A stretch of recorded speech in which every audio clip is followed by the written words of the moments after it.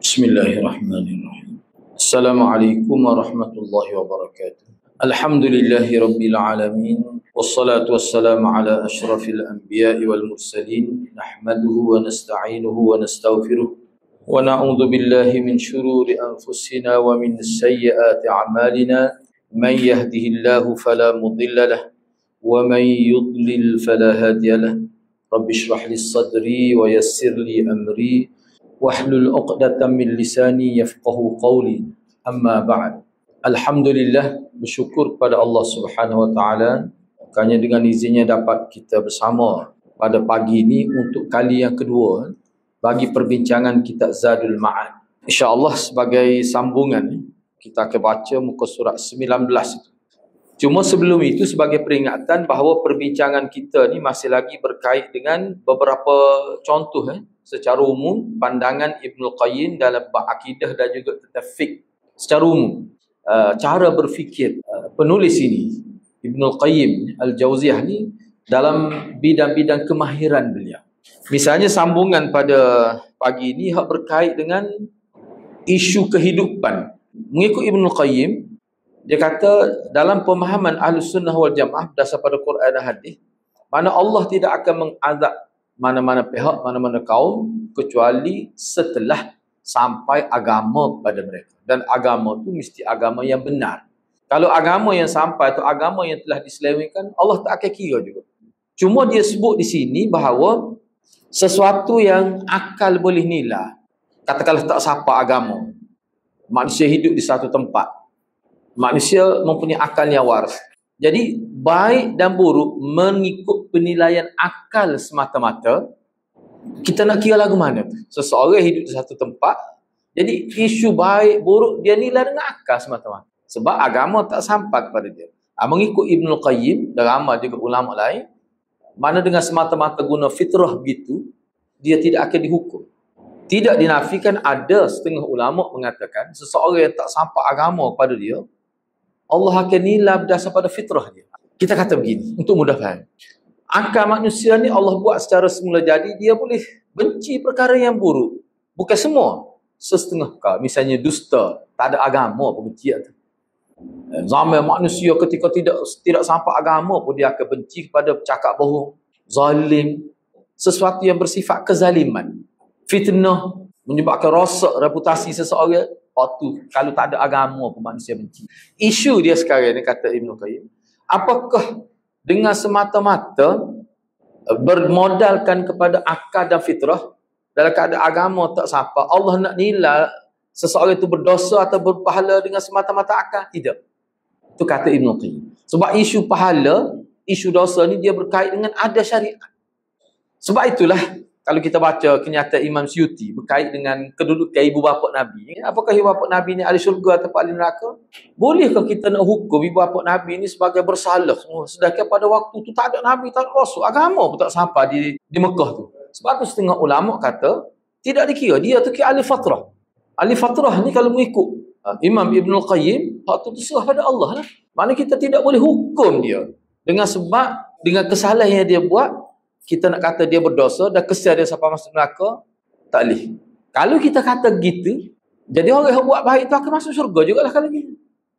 Dia timbul isu gitu. Sebab tu dalam kihni, dia ni termasuk sebagai ahlul fatrah.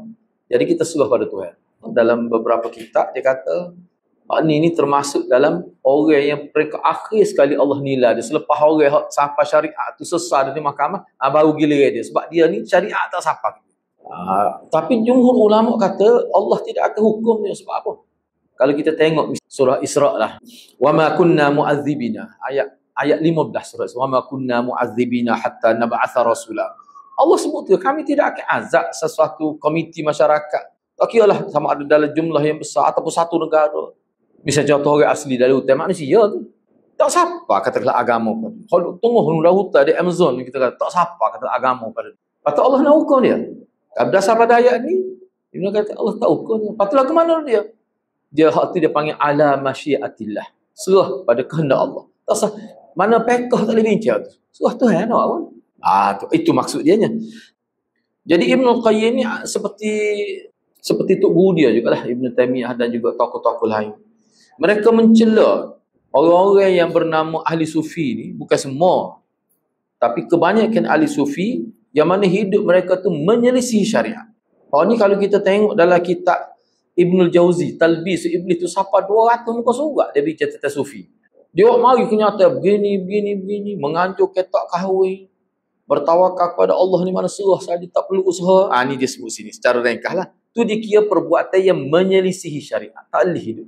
Wasak tu. Seperti pendapat wahdatul wujud kalau dari segi akidah. Mana Allah bersatu dengan makhluk. Allah ni berakna. Tapi pokok sufi boleh terima ni. Pokok tarikat. Bebas daripada hukum syariat. Golongan yang cuba nak membebaskan diri pada ikatan syariat. Dia kata kalau kita tengok orang-orang khawas, orang-orang peringkat tinggi lah. Kalau dia buat sesuatu perbuatan yang menyalahi syariat, kita tak ada hukum. Sebab dia ni mengatasi syariat. Ni salah lah kan? Hak ni. Jadi, faham-faham beginilah.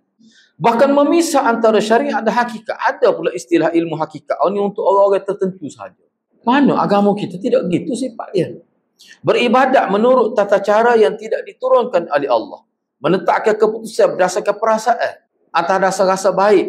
Dia guna kaedah itulah. Apa yang orang mukmin rasa baik, maka baiklah di sisi Allah SWT. Tak betul tu. Mencampurkan ilmu dan meremehkan kepentingan ilmu. Tawakal tanpa usaha. Mengasingkan diri, beruzlah dan menjauhi pernikahan, tak nikah. Hak ni sebenarnya, kalau nak tahu kat baca dalam kitab tu, Talbis Iblis, dia bincang setiap satu. Baik, seterusnya, berkait dengan urusan muamalah, akad, jual beli dan sebagainya, kita sedia maklum, hak tu dah lepas muamalah. Cuma, dari segi, hak dia sebut di sini, Imam Ibnul Qayyim, dia kata masyarakat perlu dididik. Seperti mana kita didik dia untuk dapat pahala melalui baca Quran, untuk dapat pahala melalui salat, melalui puasa. Dia kena didik juga masyarakat bagaimana dia dapat pahala melalui sistem muamalah, transaksi. Lagu mana? Supaya dia terdetik dalam minatnya setiap kali dia melibatkan dalam urusan muamalah, tak kira dalam bentuk apa-apa akad, dia kena ingat bahawa di sana ada hukum Allah. Dia orang kita teruk dan bila dia terlibat dengan perniagaan, kan, dia ingat dia tidak sembahyang. Kita nak bawa sembahyang dalam muamalah, itu maksud dia. Maknanya orang Islam ni bila dia terlibat dengan muamalah, dia boleh pahala. Kena didik begitu. Muka surat 23. Pandangan para ulama terhadap Ibnul Qayyim. Pandangan para ulama terhadap Ibnul Qayyim. Aqwalul ulama fihi. Semua ulama yang menulis, biografinya telah menyematkan sejumlah sifat ataupun kita kata ciri-ciri ataupun nilai yang tinggi yang ada dalam peribadi Ibnul Qayyim yang menjadi keagungan dan keutamaan dia. Misalnya contoh, Al-Hafiz Ibn Rajab ni tokoh besar. Dia kata, Ibnul Qayyim ni faham tentang tafsir. Dan kalau dalam bab tafsir kan, mana tidak ada tolak banding lah. Dari segi kepakaran dia. Tu kata Hafiz Ibn Rajab Al-Hambali. Dialah yang menjadi ikutan dalam dua disiplin ilmu itu. Apa dia ilmu ke dia? Ilmu tentang tafsir Quran dan juga ilmu tentang usul agama. Usuluddin. Dia menjadi ikutan. Nak tahu asah-asah orang panggil syirik dan asah-asah kufur, baca kitabnya. Mahir tentang hadis. Makna-makna hadis di segi perkataan yang digunakan dalam hadis. Sebab gini kita kena tahu sebab Quran lah. Kadang-kadang satu kalimah dalam Quran tu bila digunakan dalam ayat, kadang-kadang makna tak sama. Ada zalim dengan makna syirik pada. Ada zalim dengan makna kafir pada. Jadi kena tahu. Tak tahu tu memang bahaya. Baca Quran. Tak tahu tu memang cukup bahaya. Misalnya kita kata munafik. Ada kadang-kadang tu makna kafir munafik. Dia ni memiliki ilmu yang tinggi tentang hadis, makna hadis, kandungan hadis. Dan dia ni, kemahiran dia mampu menganalisa hukum daripada teks sumber asal. Maknanya ahli mujtahid. Mutlak dia ni. Beliau tidak tersaingi. Maknanya payahlah kalau kita nak challenge dia dalam bidang tinggi sungguh ilmu dia. Ini pengakuan seorang tokoh Ibn Rajab Al-Hambali. Selain daripada itu, dia ni juga memiliki pengetahuan yang cukup mendalam dalam bidang fiqh, bidang usul fiqh, serta ilmu-ilmu alat yang lain. Bahasa Arab ke, dan sebagainya lah. Orang panggil ilmu yang kita, bila kita ada ilmu tu, kita boleh menyelami jauh dalam ilmu. Dia mahir, dia kuasa. Dia ni memiliki ketinggian, kelebihan yang sangat besar dalam disiplin ilmu ni. Sebagaimana beliau juga memahami, dia buat kajian tentang ilmu kalam. Dia bukan kecek saja, bila dia kecek dia tahu. Dia kaji, dia baca tentang falsafah. Dia tahu tu istilah-istilah ahli tasawuf tu. Isyarat-isyarat di kalimah perkataan yang digunakan oleh ahli tasawuf dan perkara-perkara yang berkait dengan mereka, perkara yang seni-seni, yang halu-halu. Kadang-kadang orang kampung nak faham apa aja. Kemudian, jadi kata Ibn Rajab lagi, Ibn Qayyim ni memang seorang ahli ibadat. Sebab tu dia ni disebut minaz zuhad, antara orang zuhud. Ni dia ni. Lepas tu semaya tahajud tak tengok kuat ibadat malam. Salat dia sangat panjang, lama sekali. Sentiasa menghambakan diri kepada Allah, tekun berzikir dan hati dia dipenuhi kecintaan kepada Allah dan sentiasa beristighfar, bertaubat kepada Allah. Dan dia sentiasa menunjukkan keperluan dia kepada Allah. Gapo-gapo Allah saja. Tak lekat gapo-gapo Allah. Gapo-gapo minta dengan Allah. Semua minta dengan Allah. Ni kehidupan dia. Seorang yang tawaduk, menghinakan diri di hadapan Allah sebagai seorang hamba yang diciptakan oleh Allah. Saya belum pernah menyaksikan orang yang seperti Ibn Qayyim ni dalam kehidupan sebegini. Saya dia sebut tadi. Juga saya tak pernah melihat orang yang ilmunya lebih luas daripada di zaman dia dah. Dan lebih mengetahui makna-makna Quran dan As-Sunnah serta hakikat keimanan. Beliau tidaklah maksum. Namun saya belum pernah melihat orang seperti dalam hal-hal. Tapi dia ni tidak maksum. Tentu dah tu. Kes yang kedua, ni Hafiz Az-Zahabi, tokoh rijal ni, Imam Zahabi. Dia dah kata, Ibn Qayyim ni makna dia memberi perhatian yang serius terhadap hadis, matan-matan hadis dan sanad dia, perawi-perawi dia. Dia antara ciri ihtimam dengan hadis ni ilmu perbandingan antara satu hadis dengan satu hadis. Sehingga dia boleh tahu hak ni tak ada domain ni. Hu ni tak ada dalam riwayat lebih sahih. Siapa dia boleh? Itu dia panggil ilmu perbandingan antara matan hadis. Beliau menyibukkan diri dengan fiqh dan sangat baik dalam mendedahkan fiqh kepada masyarakat. Sangat bagus. Faham tentang ilmu nahwu dan usul. Ni asas ni. Menyibukkan diri dalam khidmat ilmu dan menyebarkan ilmu. Yang ketiga, Ibnu Katsir kata, anak murid dia. Dia kata menguasai pelbagai cabang ilmu, terutama sekali ilmu tafsir, hadis dan usul. Ketika Ibnu Taimiyah kembali ke Mesir pada tahun 712 Hijrah, beliau sentiasa menyertainya hingga dia wafat.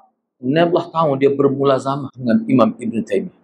Beliau menimba ilmu daripada Ibn Taimiyah dengan ilmu yang sangat banyak lah. Kalau sebelum tu pun dia sudah hebat dah masa duduk dengan Ibn Taimiyah ni bermulazamah lagi banyak. Tak ada orang yang boleh challenge ilmu dia tu lah, itu maksudnya. Di samping itu beliau banyak menuntut ilmu baik malam maupun siang hari, banyak beribadat. Bagus bacaan ni lepas tu dia cepat baca kitab. Dia panggil kuwatul idrak tu. Kuwatul idrak panggil. Bila baca tu dia tidak ngakak baca dah. Baca ingat. Pelik lah. Anwar Shah Kashmiri ni lagu tu. Cepat baca tapi ingat. Mana sompu suat mata ya. Dia ni berbelas kasihan terhadap orang lain, tidak dengki kepada sesiapa dan tidak menyakitinya serta tidak menyimpan dendam. Saya tidak mengenal di bumi ni pada zaman kami lah, kata Hafiz Ibn Katsir, orang yang lebih banyak ibadat berbanding. Dia gini, dia ni kadang-kadang kalau orang sindir dia, orang cuba nak mendahkan dia tak tahu gitu. Dia tak japuk. Apa? Dia tak, kalau kita japuk, kalau kita bagi respon, dia jadi panjang. Dan kalau kita senyap, dia berhenti setakat. Tu bagus. Jadi bila kita senyap, syaitan pun tak boleh manipulasi. Syaitan pun tak boleh guna. Itu kebaikan dia.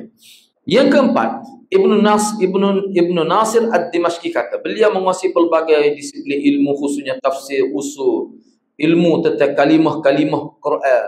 Mana ayat kalimah ni, bila duduk dalam ayat ni, dia membicarakan konteksnya apa. Dia tahu konteks ayat itu. Maknanya hebat. Bila dia ilmu ni banyak, bila dia tengok sesuatu, hak biasa orang sebut dirayah, pengetahuan am. Jadi bila maklumat banyak, bila dia tengok sesuatu malah dia tengok dengan ilmu, bukan tengok dengan mata semata-mata. Mana orang yang hebat ni pandangnya dia tu gitu. Apa kelebihan ilmu? Semakin banyak ilmu seorang, bila dia baca sesuatu semakin luas pemahaman dia. Dia ni antara orang yang disenaraikan begitu. Bila dia baca. Jadi kata Ibn Nasir Ad-Dimashqi, dia kata Abu Bakar Muhammad Al-Muhib berkata seperti tertera dalam tulisan tangan dia. Aku berkata di hadapan Syekh kami Al-Mizzi, apabila Ibn Qayyim berada pada darjah apakah Ibn Qayyim ini satu level dengan Ibn Khuzaimah?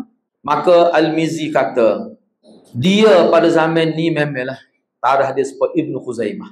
Kalau dulu Ibn Khuzaimah zaman dia lah hebat. Kalau zaman dia hebat. Al-Qadi Burhanuddin Az-Zar'i, dia kata tidak ada di bawah bumbung langit ni Tak ada seorang pun yang melebihi ilmu kecuali dia. Tak ada orang boleh menyaingi dia dalam bab ilmu. Dia mengajar di As-Sadriyah dan menjadi imam di Al-Jauziyah. Ni nama madrasah ni, tempat pengajian, pusat pengajian. Menulis dengan tangannya apa-apa yang tidak dapat digambar ke jumlah dia. Makna ilmu dia ni banyak semua. Beliau menghasilkan karya sangat banyak dalam pelbagai cabang ilmu. Sangat mencintai ilmu, menulis, menelaah dan menghasilkan karya serta menyimpan tulisan-tulisan dia simpan dengan molek. Sehingga anak murid kembangkan pula. Dia memiliki jenis catatan tangan dia, nota-nota, hasyiah. Kadang-kadang dia buat mari, dia ambil kata-kata tok guru dia buat hasyiah tepi. Hak tu tak ada lain. Oh, siapa begitu sendiri, Dia kata Ibnul Qayyim ni, dia ni sangat sayang kepada ilmu.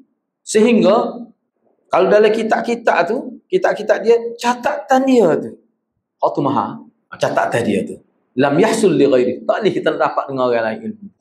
Yang keenam, Hafiz Ibn Hajar berkata, memiliki hati yang berani, ilmu yang luas, mengerti tentang perbezaan pendapat, bab khilaf-khilaf dan mazhab-mazhab salah. Dia memang dia tahu. Syaukhani berkata, beliau konsisten dengan dalil-dalil yang sahih, kagum beramal dengan dalil-dalil itu. Dia tidak mahu ikut satu pendapat. Dia tengok, dia ikut semua ni maksudnya dia hormati semua, pasti antara banyak-banyak pendapat dia akan pilih hak mana menguntungkan kita, hak mana menguntungkan orang Islam, menambah kebaikan pada orang Islam. Lantang menyeru kebenaran tanpa pernah rasa takut. Dia ni salah seorang yang bebas pemikiran dia, tidak terikat dengan orang. Imam Ibnul Qayyim wafat pada waktu Isyak. Beliau meninggal dunia pada waktu Maghrib, malam Khamis 23 Rejab 751 Hijrah, ketika berumur 60 tahun. Umur 60 tahun dia meninggal. Jenazah beliau disolatkan pada keesokan hari di Jami' Damaskus. Kemudian di Jami' Al-Jarrah, di Masjid Besar Al-Jarrah, dekat perkuburan tempat beliau di Makkah. Maknanya masjid ni tempat kubur, tempat dia dikebumikan. Kubur beliau rahimahullah dikenali sampai hari ni pun ada lah kubur dia tu. Boleh dikenali, bukan kata tersembunyi dah. Letaknya berada di bahagian kiri ketika masuk ke perkuburan dari pintu baru yang telah diperluas sejak 20 tahun dulu. Kubur tersebut telah diubah 2 meter lebih ke arah timur. Semoga Allah merahmati beliau dengan rahmat yang luas dan menempatkan di dalam syurganya, insya-Allah. Ghafarallahu. Punya muqaddimah penulis itu. Kita kena baca. Ni pengantar penulis, muqaddimah al-muallif. Dialah Ibnu Qayyim. Segala puji bagi Allah, Tuhan semesta alam, akhir yang baik bagi orang-orang yang bertakwa. Tidak ada permusuhan kecuali terhadap orang-orang yang zalim. Tidak ada sembahan yang sebenar kecuali Allah. Sembahan orang-orang dulu dan orang kemudian Allah lah. Bila kata manusia itu Muslim, sama saja sembahan itu, yakni Allah. Tuhan yang mengurus langit dan bumi, menguasai hari akhirat. Tidak ada keberuntungan kecuali taat kepada Allah, kepadanya. Tidak ada kemuliaan kecuali merendahkan, menghinakan diri pada keagungan Allah. Tidak ada kekayaan kecuali dalam menampakkan keperluan kepada rahmat Allah. Tidak ada petunjuk kecuali mengambil petunjuk dari ilmu wahyu yang diturunkan oleh Allah. Tidak ada petunjuk kecuali mengambil petunjuk daripada cahaya. Cahaya ni maknanya hidayah. Tidak ada kehidupan kecuali dalam keredaannya. Tidak ada kenikmatan kecuali dalam keadaan taqarrub kepadanya. Kita berusaha mendekatkan diri kepadanya dengan ibadat dan taat. Tidak ada kebaikan bagi hati dan keberuntungan selain ikhlas, buat sesuatu ikhlas kepadanya dan mengesahkan cinta hakiki padanya. Zat yang jika ditaati akan mensyukuri. Dia syukur-syukur ni dalam huraian ulama, sebab kalimah syukur dalam hadis digunakan untuk kita, Allah pun guna untuk dia syukur juga. Misalnya ada satu kisah ni, hadis ni dalam hadis saya, cerita ni zaman Bani Israel, ada seorang lelaki dia jalan pada pasir kan. Lepas tu dia tu dahaga, dia pun turun dalam jumpa telaga, kawasan Osih telaga, dia telaganya gini. Dia telaga dalam tu gambar dalam syarah dia telaga di pada pasir dia buat gitu. Dia buat macam tangga gitu. Tak sebi rutuh lah. Jadi siapa dia boleh turun? Dia boleh turun, dia minum air. Bila naik ke permukaan tu, Nabi kata dia tengok ada seekor anjing yang menjulur-julur ke lidah kerana dahaga. Dia pun turun semula kerana rasa siap pada anjing itu. Dia ambil air menggunakan kasut dia. Dia pun minum anjing itu air menggunakan kasut dia. Nabi sebut dalam hadis fasyakarallahu lahu. Maka Allah bersyukur pada dia. Sebab syukur ni bila dikaitkan kepada Allah, dia bermakna, kita terjemah gini, zat yang jika ditaati akan dihargai oleh Allah dengan diberi ganjaran dan rahmat. Itu makna syukur di sini. Makna kalau kita taat pada Allah, fasyakara, lalu Allah bersyukur pada kita. Apa makna? Allah akan beri ganjaran kepada kita. Itu makna syukur. Bila diderhakai, maka kalau kita bertaubat, Allah akan beri, Allah akan terima taubat dan Allah akan ampun kita. Itulah Tuhan. Banyak mana pun kita bertaubat, banyak mana waktu dia tetap terima. Itu sifat Tuhan yang kita sembah. Jika dipanjatkan doa, pasti akan diterimanya, dikabulkannya. Jika dipersembahkan amalannya ikhlas, sentiasa Allah akan balas dengan beri ganjaran yang banyak. Baik, segala puji bagi Allah yang sifat rububiyahnya disaksikan semua makhluknya. Sifat ilahiyahnya diakui oleh seluruh ciptaannya. Dan saya turut bersaksi, kata Ibnul Qayyim, bahawa dialah Allah yang tidak ada sembahan selainnya atas semua yang dia tampakkan berupa keajaiban penciptaannya, makhluklah, dan keunikan makhluk sebagai tanda-tanda kebesarannya. Maha suci Allah dan pujian untuk Allah sebanyak jumlah ciptaannya, keredaan dirinya, seberat timbangan arasnya, dan sebanyak ilmunya. Setengah ulama sebut sebanyak nikmatnya kalimah. Dia ada khilaf ulama. Itulah ayat itulah apa? Wa midada kalimat. Ayat itu. Baik, tidak ada sembahan yang berhak disembah dengan benar selain Allah semata. Tidak ada sekutu baginya dalam uluhiyah. Kalau kita nak terjemah lebih mudah, boleh pahala. Tidak ada yang menyamai Allah walaupun sebesar zarrah dalam penciptaan.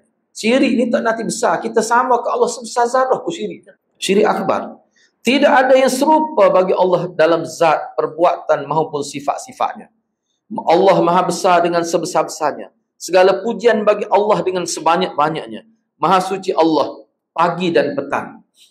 Maha suci bagi zat yang bertasbih untuknya langit dan penghuni langit, bintang-bintang dan aflak.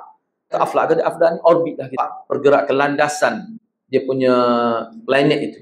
Bumi dan penduduknya, lautan dan ikan-ikan, bintang-bintang dan gunung-gunung, pepohonan dan binatang, bukit bukau, anak-anak bukit, semua yang basah dan yang kering, serta setiap yang hidup dan mati, semuanya bertasbih pada Allah. Itulah Tuhan kita. Allah SWT berfirman dalam ayat 44 surah Isra, tusabbihu lahus samawati sab'u wal ardu wa ma fihin wa in min syai'in illa yusabbihu bihamdih walakin la tafqahuna tasbihahum innahu kana haliman ghafura. Langit yang 7, bumi dan semua yang ada di dalamnya sentiasa bertasbih kepada Allah. Dan tak ada sesuatu pun melainkan bertasbih dengan memujinya. Tetapi kamu sekalian tidak mengerti tasbih mereka. Kalau ada orang kata dia erti tasbih semut, tasbih kora, itu ada masalah tu. Kita tak tahu sebab Tuhan tak buat kemampuan gitu. Tuhan tak buat.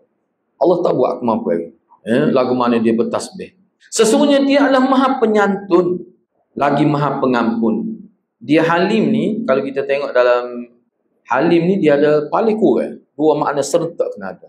Tuhan ni, orang buat salah dia tidak hukum lalu. Itu Halim. Satu makna Halim. Yang kedua, Halim ni selagi mudah kira. Dia mudah kira dengan hamba dia. Lepas tu kalau hamba dia buat salah, dia tidak mudah hukum. Tidak mudah hukum. Siapa mati sebelum nyawa di sini tu keluar taubat. Itulah Halimnya Allah SWT. Itu yang disebut dalam kitab. Dalam bahasa Melayu tak boleh nak terjemah satu kalimah yang boleh menampung makna Halim.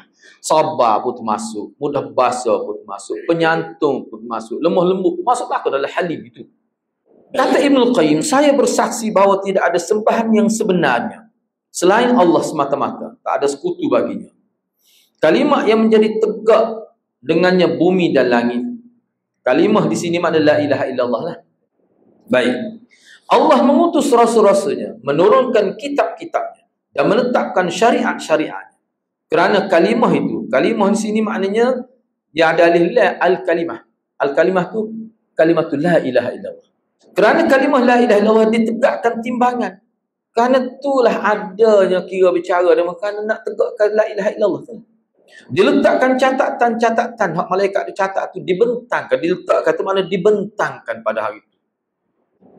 Serta ditegakkan syurga dan neraka. Dan dengan kalimah ini ciptaan-ciptaan terbahagi menjadi mukmin dan kafir. Dengan sebab la ilaha illallah ada mukmin, ada kafir, ada munafik, ada fajir, ada muhsin. Semua tu kerana la ilaha illallah. Perkiraan semua berlaku kerana la ilaha illallah. Kalimah ini adalah awal dari pencipta, perintah, pahala dan seksa. Ialah kebenaran yang kerananya diadakan ciptaan, kerana ia dan hak-haknya diadakan pertanyaan dan perhitungan. Atasnya pahala dan siksa terjadi. Kiblat diletakkan, dipancang tu mana diletak kiblat, kena ikut ni. Dan asas-asas agama diletakkan dengan sebab kalimah ni la ilaha illallah. Pedang-pedang jihad dulu kerana la ilaha illallah juga. Lafaz tauhid la ilaha illallah adalah kunci segala-gala. Nak jadi kafir pun kerana dia tak ikut. Nak jadi mukmin yang sebenar sampai masuk surga tanpa hisab pun kerana la ilaha, semua la ilaha illallah. Baik, seterusnya, sini kita mula masuk itu. Tidak akan bergeser kedua kaki hamba pada hari kiamat hingga ditanya tentang dua kalimah syahadah. Kedua kaki seorang hamba tidak akan bergeser di hadapan Allah hingga diajukan dua pertanyaan. Dua pertanyaan. Apakah yang dahulu kamu sembah dan apakah sambutan kamu terhadap para utusan Allah? Dia sebenarnya hak ni, maksud dia bila kita mati ni antara soalan yang ditanya di alam barzah. Ada setengah ulama dia kata alam barzah ni muqaddimah pada alam akhirat. Alam akhirat sebenarnya bila kita bangkit daripada kubur tu. Betul barzah tu, tapi dia panggil intiqaliyah. Antara kita dengan alam musyahadah dengan alam akhirat ni, dia tengah tu dia panggil alam barzah. Barzah ni dinding. Setengah ulama kata hak tu muqaddimah pada akhirat. Sebab itulah di alam barzah ni dia sudah ada nikmat. Dalam kubur ni ada nikmat kubur, dia ada azab kubur, dia ada dah. Sebagai muqaddimah. Tapi tidak sehebat surga neraka, tidak. Akhir ditanya, apa yang dulu kamu sembah? Macam mana kamu terima, sambut utusan Allah, Rasul Nabi? Kamu terima ke tidak? Atau kamu engkar? Jadi jawapan kepada persoalan itu sebenarnya bukan lidah yang jawab. Bukan pengetahuan manusia yang jawab. Tetapi amalan dia jawab. Ataupun disebut sebagai la ilaha illallah, dia yakini. Kena ingat sini, kena tanda lah. La ilaha illallah sini dalam konteks ni, makna la ilaha illallah ma'aqtidaih. Lafzul la ilaha illallah ma'aqtidaih. Mana lafaz la ilaha dan tuntut dia. Bukan mengucap saja. Boleh bercakap ma'aqtidaih. Dia tuntut dia. Hak tu maksud la ilaha illallah. Tidak dinafi. Memang kalau kita kata la ilaha illallah, kita akan dapat masuk surga selagi tak rasa la ilaha illallah, walaupun tak semayang. Tapi maknanya masuk neraka dulu lah mengikut sistem agama. Tapi tetap masuk surga sebab apa? Sebab la ilaha illallah masih baik, masih tidak rasa. Kalau rasa la ilaha illallah, maka dia panggil kafir. Kalau hak tu, ulama kata syafaat pun tak akan dapat. Walaupun ada setengah ulama kata boleh juga kalau tu haizing. Seperti Abu Talib. Bila pakcik Nabi kata, adakah tak boleh kau tolong sikit Abu Talib pak darah? Nabi kata boleh. Sebab dia jaga tu, Allah ringankan dia. Tidak duduk di asfal tapi duduk tepi neraka. Jadi sebenarnya jawab ni adalah amalan kita jawab. Baik dari segi pengetahuan, pengakuan maupun pengamalan. Hak tu sebenarnya jawab tu bukan semata-mata ucapan. Jawapan pertanyaan kedua adalah realisasi. Anna Muhammadan Rasul, bahawa Muhammad ni utusan Allah. Baik dari segi pengetahuan, pengakuan dan sebagainya lah. Baik. Kalau kita baca habis kata apa ni muqaddimah penulis ni, ini gambaran awal tentang kitab dia hak dia nak bincang. Walaupun setengah ulama kata hak ni fiqh ni, sebenarnya kitab fiqh. Tapi fiqh ni fiqh yang ambil pada Quran dan hadis. Diwajibkan kepada hamba mentaati Rasul. Saya bersaksi bahawa Muhammad adalah hamba dan utusan. Kepercayaannya terhadap wahyunya yang terbaik di antara ciptaannya. Duta antara dirinya dengan hambanya. Diutus membawa agama yang sempurna, yang lengkap. Sebab kalau hak Nabi-Nabi dulu tidak lengkap lagi. Masih dalam proses. Hak ni lengkap. Al-yawma akmaltu lakum. Itu makna lengkap. Dan manhaj yang luas. Okay, kalau kita baca dalam syarah Bukhari lah, nak baca Fathul Bari. Dia kata kalau zaman Nabi Nuh dulu, wahyu kat dia turun tentang bercucuk tanah. Tentang bagaimana nak tanah pokok. Belum lagi. Itu maknanya tak erti belum lagi. Sebab zaman mereka awal. Kalau zaman Nabi ada selepas masa Qabil bunuh Habil ni, waktu wahyu tu bukan cara nak ke bumi orang mati. Tak ada pengalaman hidup. Tapi zaman Nabi sesalah kedak tu. Dia mari bicara tentang ketinggian ilmu pula Quran mari. Tak bawa tamadun manusia. Maknanya sebab itu maksud sempurna. Dan sempurna dia ni bersifat anja dia panggil. Anja ni maknanya dia berkembang ilmu wahyu terakhir dia berkembang. Dia tidak statik. Dia berkembang. Itu disebut. Allah mengutus Nabi Muhammad ni sebagai rahmat bagi semesta alam. Kalau Nabi lain, lebih pada bangsa dia saja. Imam bagi orang bertakwa seluruh dan hujjah bagi semua ciptaan. Allah SWT mengutusnya pada masa tidak ada Rasul. Berapa lama tu? Paling kurang 450 tahun. Vacuum tu mana kosong daripada ilmu wahyu. Nabi pun tak ada. Manusia hidup terkapal-kapal. Cuba nak menggambarkan manusia teruknya 400. Dia 450 hingga 900 tahun lebih. Selain masa antara Nabi Isa diangkat dengan kelahiran Nabi. Sebagai Nabi pada umur 40 tahun. Pada waktu tu jahilnya manusia. Sehingga dia tak boleh gambar. Kadang dia pelik. Manusia, Nabi dan Rasul manusia seperti kita. Tu jahil siapa tak tu. Tu rakyat kejahilan. Kesal dia. Kesal apa? Tak ada wahyu. Tak ada pembawa wahyu. Allah mewajibkan kepada para hamba untuk mentaati beliau. Beliau ni Nabi lah. Sallallahu alaihi wasallam. Mengukuhkan. Apa maksud mengukuhkan? Nombor 12. Lafaz pengukuhan merupakan terjemahan dari kata ta'zir. Yang bermakna memenangkan. Mengukuh di mana kita jadi nasir. Penolong. Ansar sunnah. Tu apa tu lah. Dia kena jadi gitu. Bila Nabi SAW isytihar Nabi jadi Nabi ketika umur 40 tahun, masyarakat jadi terbelah dua, terbahagi dua. Ada yang terima dan sokong, ada yang tak terima dan tolak, engkau siapa perkat bunuh Nabi. Itu kelompok lain. Jadi, mengukuh ke sini makna terima, bela dan bersama Nabi. Itu maksudnya. Bukan sekadar menjadi pengikut biasa. Sebab sahabat Nabi boleh. Bila dia terima ajaran Nabi, dia tuh jadi pembela. Dia tidak jadi pengikut biasa. Tidak. Semua pergi perang. Itu yang dimaksudkan di sini. Apakah kita sekarang ini berada di tahap ni? Atau sekadar penganut biasa saja? Itu kita sendirilah yang buat ketentuan itu. Menghormati Nabi. Hormat lagu mana Nabi mati 1400 lebih. Hormat Nabi ni mana kita amal sunnah. Kita amal sunnah dia. Itu makna hormat. Bila sebut Nabi, kita berselawat kepada dia. Cinta kepada Nabi. Dan melaksanakan hak-hak yang sepatut kita buat untuk Nabi. Allah menutup semua jalan menuju surganya selain jalan yang Nabi bawa. Ni kemahwalan. Jalan nak menuju ke surga hanya jalan Nabi sahaja dan sahabat-sahabat. Tak ada jalan lain. Manhaj ni yang panggil manhaj. Manhaj salah ke ni? Surga tidak akan dibuka kecuali melalui jalan mengikut Nabi. Ittiba' sunnah. Allah Subhanahu Wa Taala melapangkan dada baginda sallallahu alaihi wasallam. Meninggikan sebutan dia. Kita doa, baca dalam tahiyat, baca selawat, salat per Nabi. Setiap kali sebut Nabi, kita doa. Sallallahu alaihi wasallam. Menghapus dosa daripadanya, tidak berdosa. Allah buat punca dosa, hazzus syaitan. Belah dada Nabi. Dan meletakkan kehinaan serta kerendahan bagi siapa yang menyisi perintahnya. Okey, sini anak bagi huraian sikit. Kita ni Allah tak belah dada. Syakus sadr. Okey, isu dia sekarang apa belah dada Nabi, apa tak belah dada kita tu? Kan Tuhan Allah ni tak sel kita disambar oleh syaitan.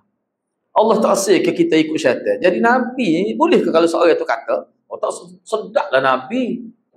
Moga dia Tuhan buat ada hazzus syaitan. Dan itu hazzus syaitan bagi Tuhan. Sedaplah dia. Kita ni tak buat apa-apa, Tuhan tak buat. Dua perkara yang berbeza. Nabi ni kalau tak belah dada pun dia akan lebih baik pada orang lain dah. Belah dada Nabi antara paling besar hikmah Allah. Allah ayat bahawa ni manusia yang aku jadikan Nabi terakhir, yang mana dia menjadi gala ganti pada Nabi pun sampai kiamat. Cukup dah dengan ajaran yang dia bawa daripada aku melalui dia. Dan dia ni setara mananya kita boleh meyakini dia ni betul. Syaitan tak boleh ganggu. Syaitan tak boleh masuk. Apa? Ruang untuk syaitan aku. Hazzus syaitan. Hazzu ni kalau kita terjemah dalam bahasa maknanya orang panggil sebab-sebab yang menyebabkan syaitan boleh masuk dan bertapak dari kita tak ada pada Nabi. Kita ada. Sebab tu dia panggil maksum. Dan maksum ini sebenarnya dia bukan semata-mata Nabi tak buat salah. Bukan semata-mata. Dah tu tidak besar. Hak paling besar sekali, maksum ni maksudnya Nabi tak mungkin tersalah dalam penyampaian wahyu. Hak tu paling besar. Apa konsep maksum Rasul ni? Hak tinggi sekali. Poin paling tinggi. Poin paling tinggi adalah Nabi dan Rasul ni nak, kalau kita kecek khususlah Nabi kita ni tak mungkin tersilap dalam penyampaian wahyu. Itu satu. Jadi kita yakinlah. Hak ni lah sepatutnya jadi qudwatun hasanahnya. So yang kedua, kenapa Allah tidak belah dada kita kata?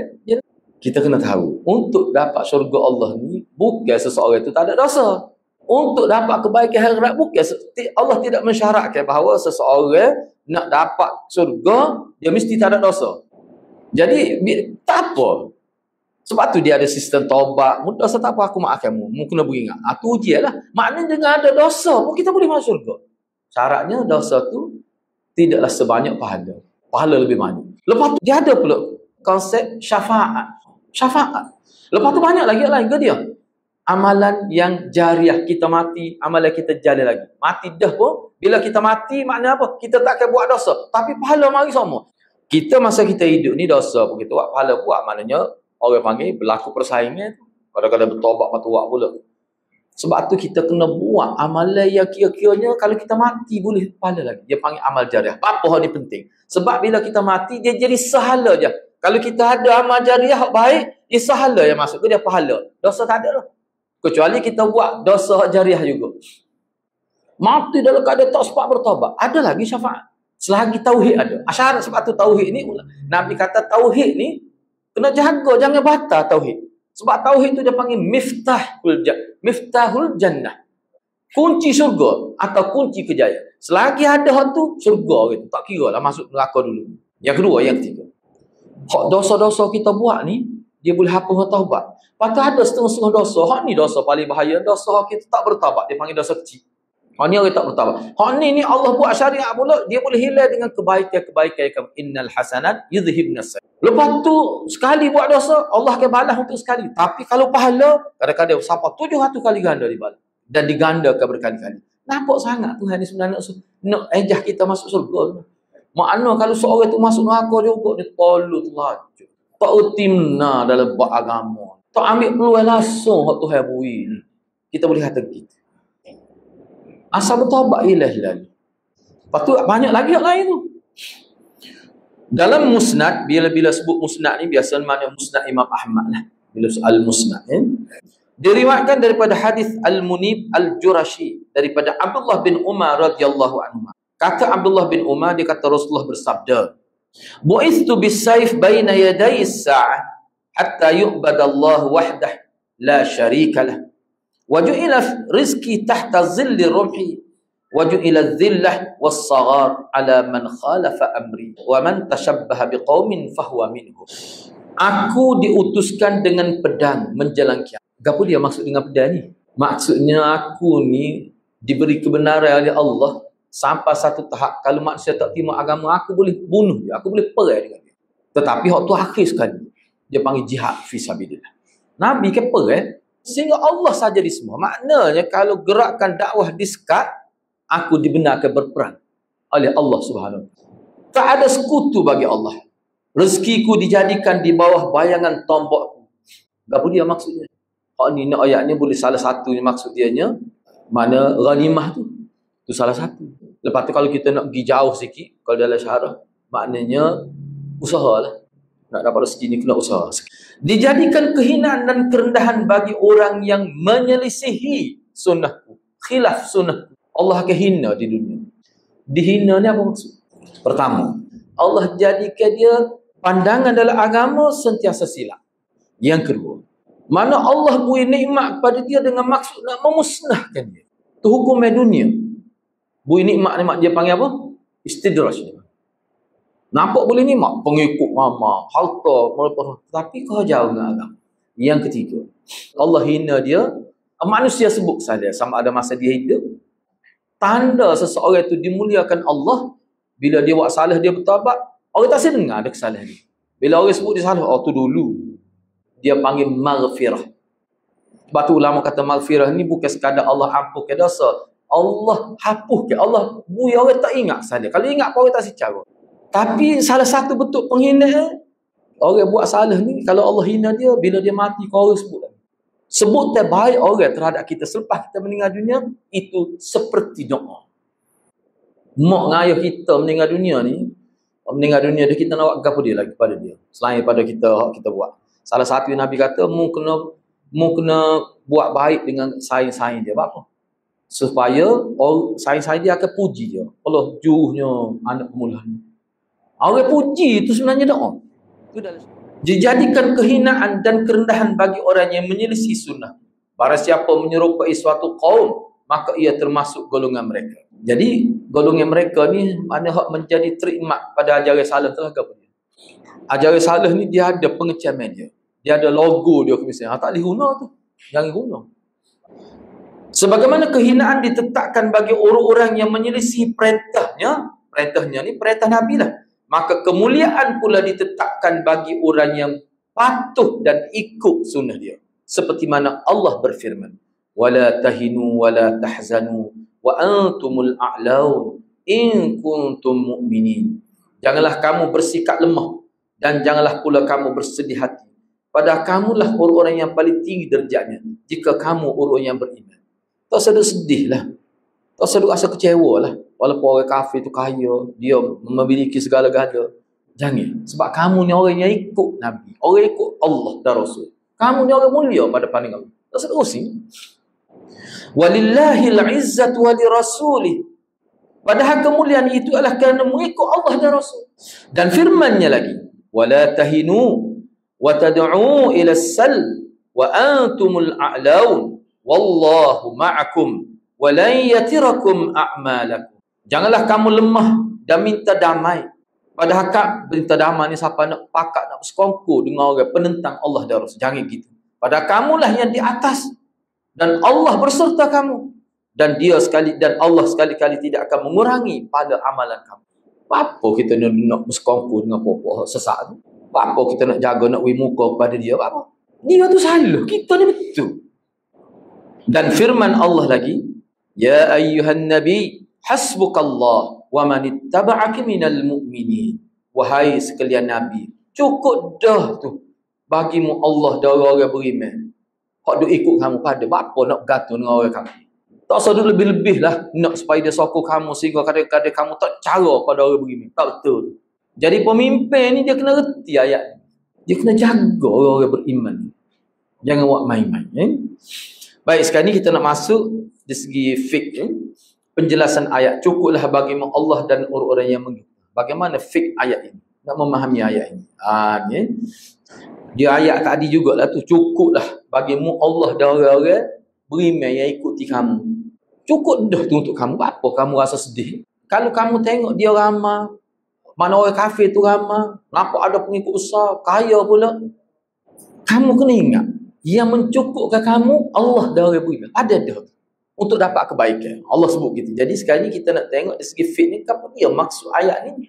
Sehingga ayat ni Allah guna untuk counselling Nabi dan umat Islam pada waktu nak motivasi Nabi.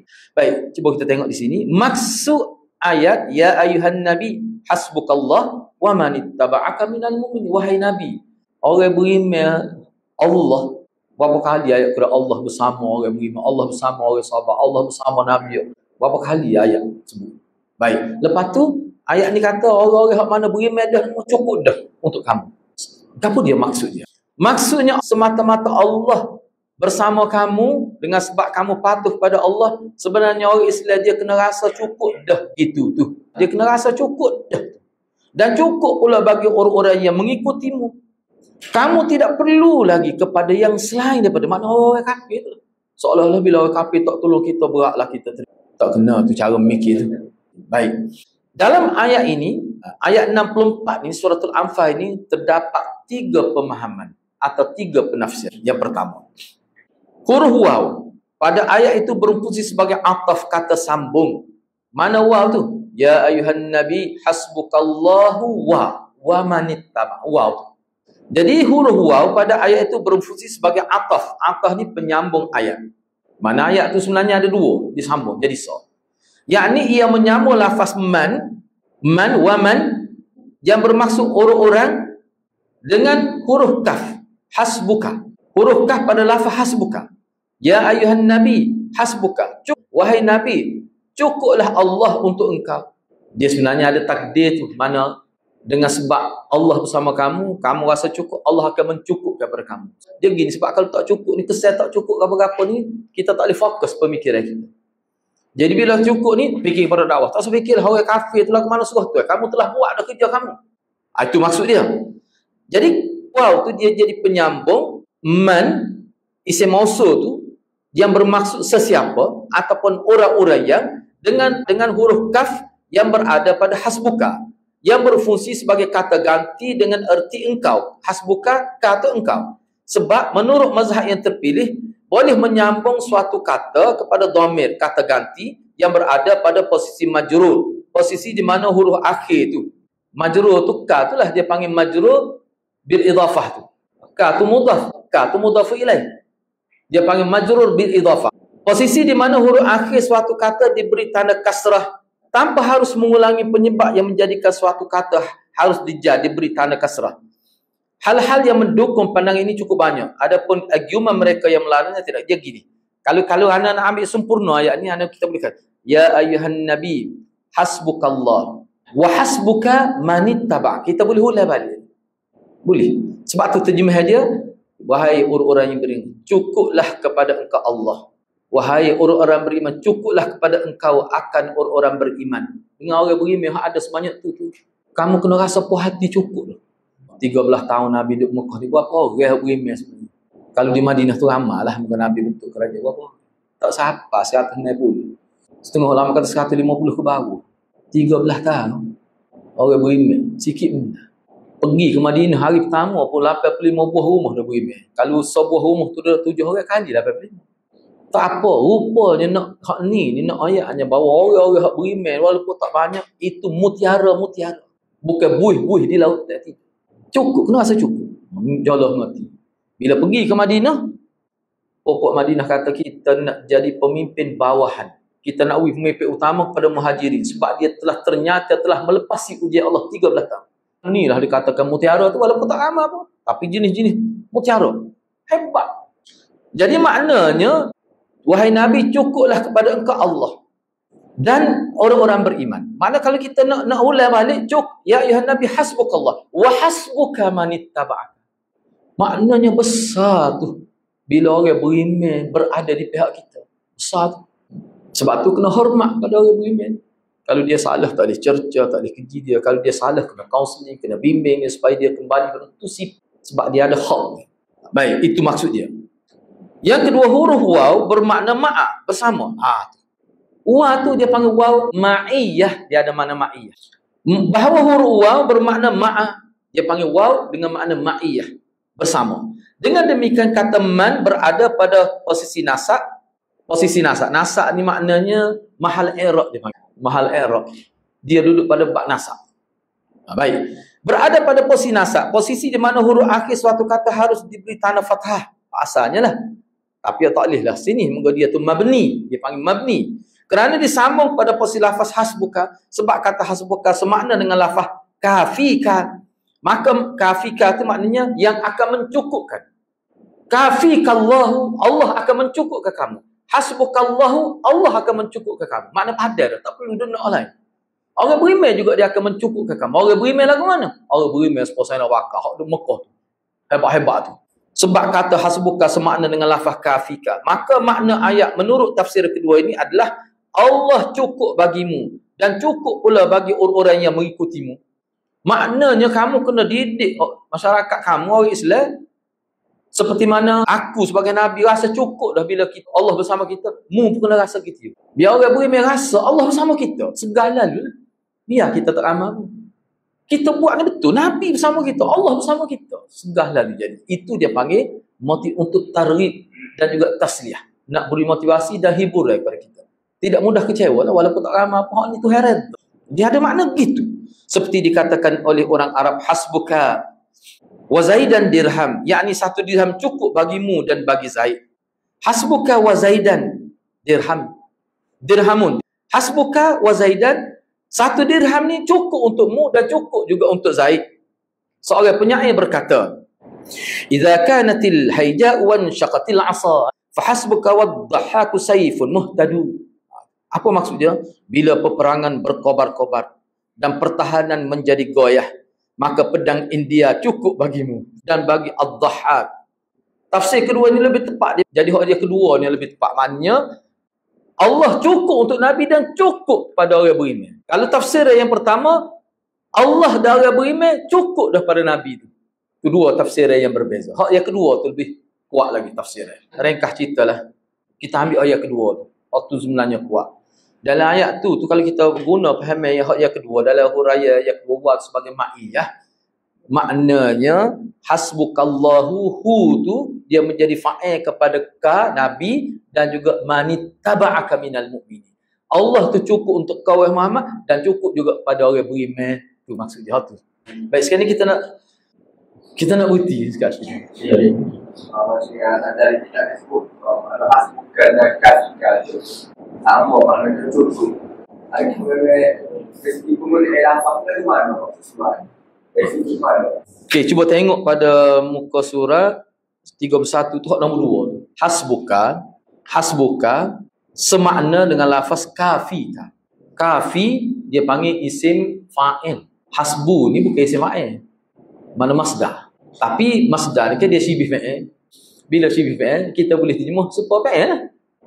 Jadi hasbuka apa makna? Serupa kafika. Kafika mana ke dia? Yang akan mencukupkan engkau.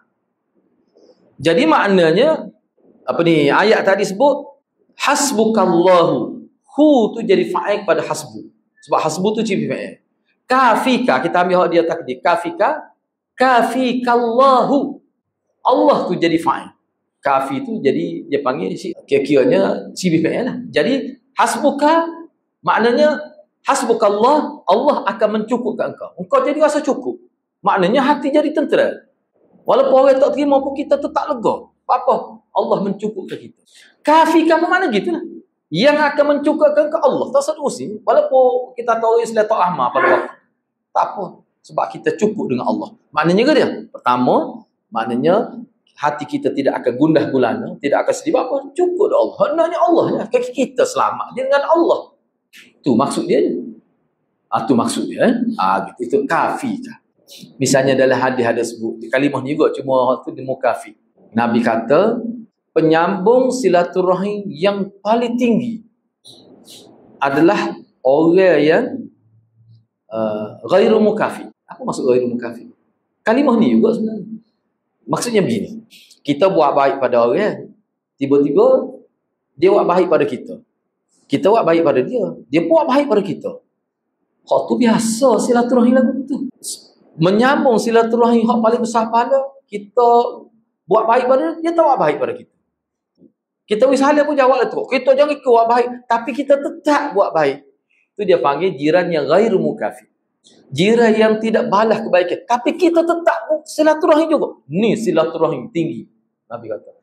Jadi anda sebutnya kafir tu maknanya dia tidak buat baik pada kita. Dia tidak mencukupkan keperluan kita. Kita ni kalau dia tak cukup, kita tolong banyak kawan. Jadi mana hasbuka dengan kafir ni makna sama. Okay, ada soalan lain tak? Ibu Qayyim ni menjela ahli sufi yang dia ikut syariat. Bagaimana? Ada satu pengalaman lah. Ada seorang dikatakan seorang wali yang boleh nampak keburukan manusia, rasa-rasa manusia ni sampai mereka dia kencing di depan orang ramai. Sebab dia anggap manusia ni tak ada nilai. Dia kencing sehingga nampak kemaluan dia. Jadi bila kita kata sepatutnya tak, walaupun wali kalau mana pun tak boleh melanggar syariat. Bila ada sebut macam tu, ada seorang ustaz, ada seorang ustaz dia kata kita dengan wali ni dia lain. Dia bukan satu hadis. Ada tak tahu standard hadis tu soal itu. Tapi dia kata, ingatlah kamu kepada Allah sehingga orang mengatakan kamu gini. Dia kata itu adalah hadis. Jadi kita kena kata lah walaupun dia melanggar syariat, ada hadis sama kata macam. Iaitu ingatlah kamu kepada Allah sehingga orang kata kamu gini. Wallahualam. Dia sebenarnya dia gini, pertama sekali asah. Dia ada kitab tu dia sebut beza antara wali Allah dengan wali syaitan. Dia ada sebut. Begini yang mudah. Anak-anak ambil hak mudah. Dalam kitab ni Talbis Iblis tu dia ada sebut juga bicara tentang wali. Boleh dikatakan ulama sepakat bila sebut wali Allah ni dialah orang yang paling kuat mengikut sunnah. Dan ulama kata tak mungkin seorang wali kalau dia menyelisihi Quran dan hadis. Hadis tu sunnah tak mungkin. Tak sedar ya. Lepas tu Ibn Jauzi dia kata hadis tu tak betul. Hadis tu. Baik kalau kita terima lah sebab ada kata tak. Gila lah ke mana? Gila tu gila lah ke mana? Kalau kita terima. Mana seolah macam gila ni, dia jadi macam hilang, bukan hilang ingatan maksudnya. Jun ni maknanya jadi dia macam tenggelam sebab ada setengah-setengah. Dia bukan sufi, cuma bila disebut Allah baca Quran dia jadi kadang-kadang pensel pada. Sekadar tu ya. Gila yang Ibn Jauzi sebut lagi, gila yang difahami oleh kelompok sufi ni, gila ni sampai jadi luar kebiasaan. Misalnya terdedah aurat, tak pakai baju. Lepas tu kotor, bambu, ada sampai telanjang pun ada ketika sulit. Junun lah, Aisyah awak atas member. Pakai baju tak pakai kain. Duduk atas member sampai akak kaki sore tu lu tutup. Orang pula jom malu tutup kain dia. Kalau gitu tentu tidak wali lah. Wali ni asas dia, mesti dia tu itibak sunnah. Itu syarat baru wali Allah. Sebab tu dia ada satu istilah dia panggil wali syaitan. Gitulah sebab tu dia ada dalam Talbis Iblis dia ada sebut. Jadi junun ni dia, jununul aql ni lagu mana? Sebab orang sufi dia faham junun ni bukan sebab gila, orang gila ilakal, orang panggil tak boleh buat kira tu. Gila ni maksudnya dia tenggelam semacam fana, tenggelam dalam hal tu sehingga bila dalam keadaan tu hal dia panggil. Bila dia dalam keadaan hal itu, kalau dia buat apa-apa menyalahi syariat, kita tak boleh hukum sebab dia dalam keadaan gitu. Dia berzikir sama mereka jadi gitu.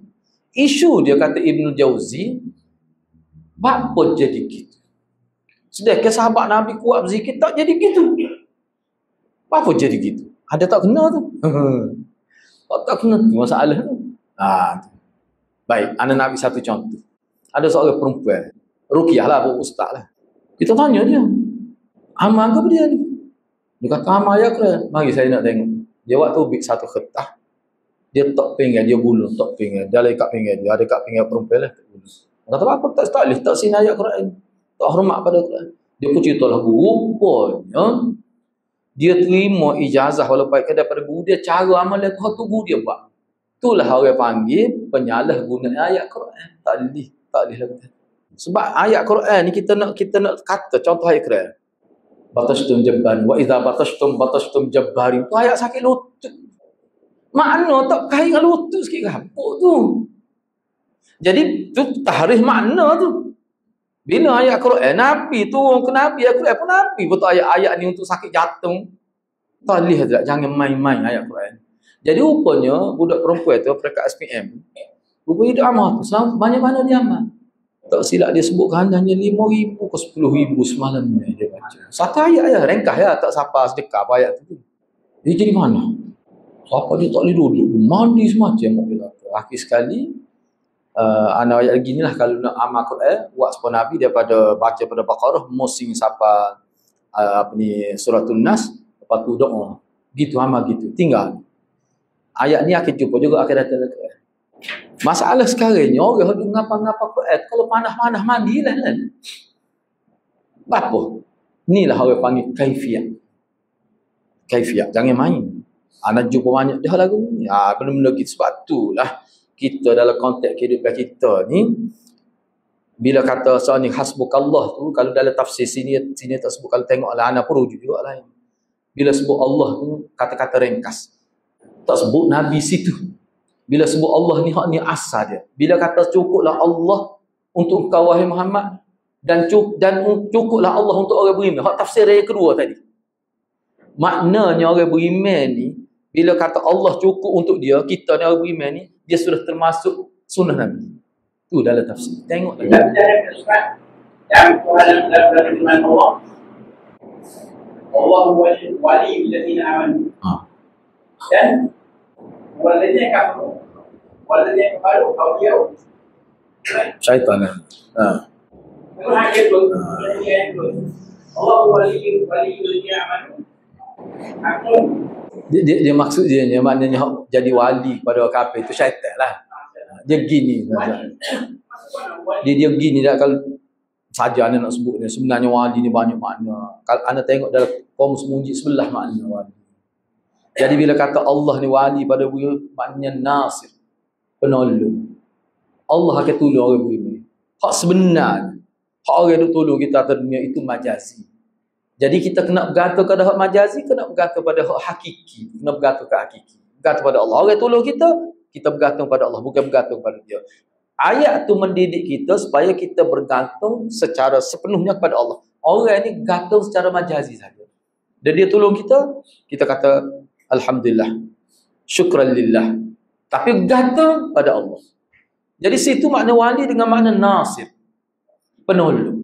Tetapi orang kata wali syaitan tadi, orang-orang kafir jadi wali syaitan, maknanya dari segi orang kafir dia bergantung. Bergantung pun boleh kot. Dia menganggap bahawa syaitan itulah yang tolong dia. Dia ada makna gitu. Sebab wali ni dia boleh makna bergantung pun boleh. Kita mengharap pada dia boleh. Kita menganggap bahawa dia banyak memberi kebaikan kepada kita. Dia makna sebelah. Wali ni, wali pemimpin, wali macam-macam wali ni. Jadi bila sebut orang kafir ni wali dia syaitan, maknanya dari sudut kebergantungan dia. Kitanya bergantung kita kepada Allah. Maksudnya ayat tu ayatnya al-farq bainal waliyan, perbezaan dan dua wali. Wali Allah dengan wali syaitan. Lain, dia tak serupa. Selagi wali dia panggil dengan makna walayah, kuasa. Boleh juga. Tu dia banyak makna gitulah sama kalau tengok dalam tafsir gitulah. Dia wali ni boleh juga dengan makna orang yang rapat. Boleh juga khalil, boleh juga. Tapi wali juga ada sebelah dalam kaum muji. Wali juga boleh dengan makna tempat kita berharap. Hati kita lebih berharap pada wali dah. Sebab itulah sini nak guna istilah yang popular ke ulama, kita kena faham hakiki dan majazi. Tak boleh kalau kita minta tolong orang, dia jadi wali kita lalu, kau minta dia. Kalau wali secara majazi. Sebab tu kita tak boleh gantung dengan majazi, kena gantung pada hakiki. Bila seorang bantu kita tetap yakin dia bantu kita kerana Allah tu. Sebab tu kita bergantung dengan Tuhan. Dia tu kita kata syukran lillah, alhamdulillah wa syukrulillah. Kita kata gitu.